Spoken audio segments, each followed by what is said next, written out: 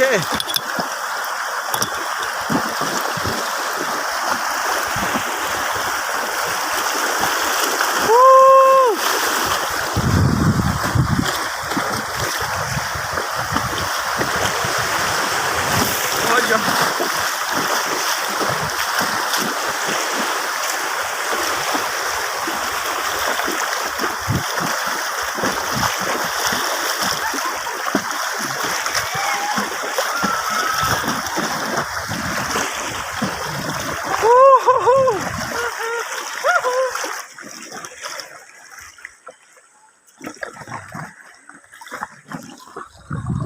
ว้าวทีมงานไอ้น้องมีอยู่พุ่นเห็นวะ ว้าว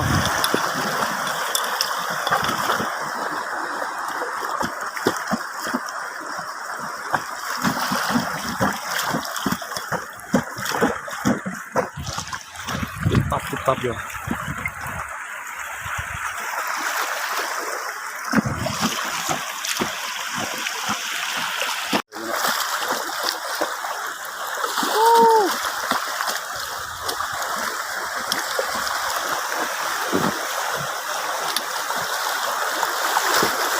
ว้าว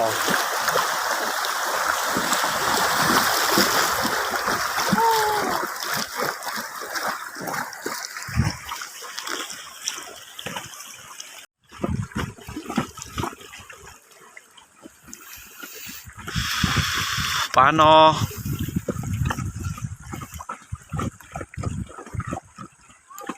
ธรรมศาสตร์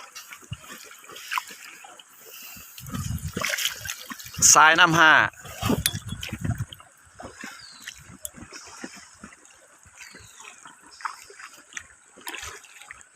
พูดอยู่พุ่นคนหนึ่งพูดอยู่คันหนึ่งพูดยังบ่ฮอดเถื่อ มี4 คันมี4 ลำเนาะลำที่1ไปก่อนล่ะทุกคน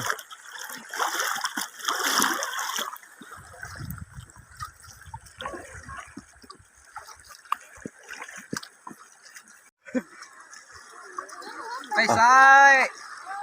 ไปซ้าย ไปซ้าย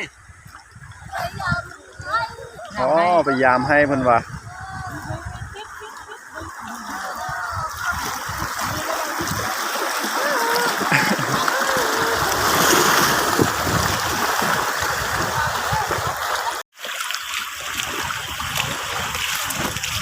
โอ้ทั้งหน้า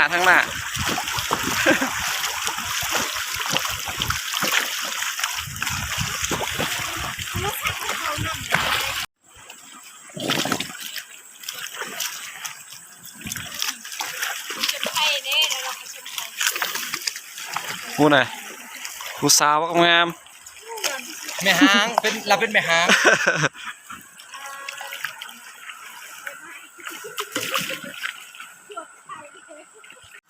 ว้าว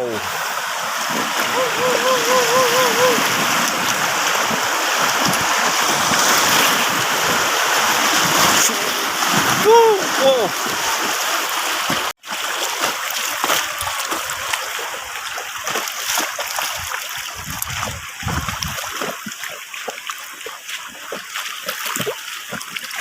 ลองเฮือมือที่2นี่ละมือที่1เริ่มแต่บานทะแซเนาะบานทะแซหานาลั่นใต้นาลั่นเหนือนาลั่นเหนือเนาะมือที่2เริ่มแต่นาลั่นเหนือหานาลั่นใต้หาห้วยเลือดก็เดี๋ยว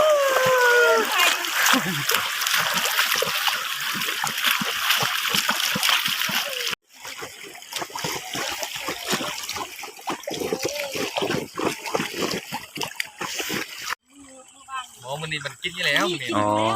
มันกินมันไม่ได้อะมันไม่ปิดอันนั้นสุดลงพักน้ำเลยนั่นน่ะโอ้ปิดเบี้ยอยู่บ่ได้เอาตัวมึงบ้านด้วยสั่นไปใส่มึงบ้านนี่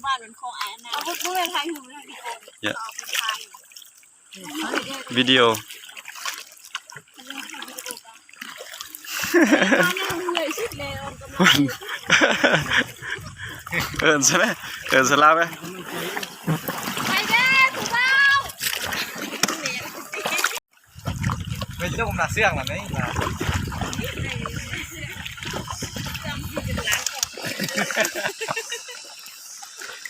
ไอ้บงปลาก็เข้าอันนั้นบอลมันตำม่วงเลยก็ตกเลยล่องมันอยู่นี่ บอลนี่แน่เขาไหม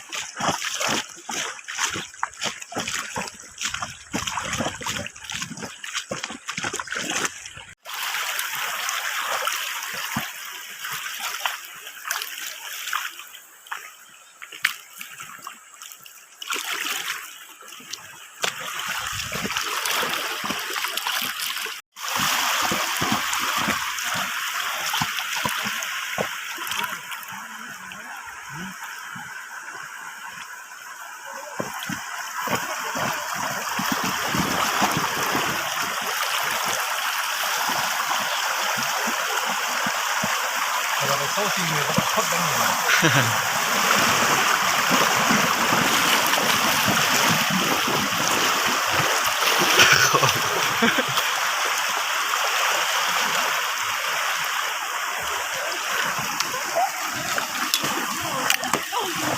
เอา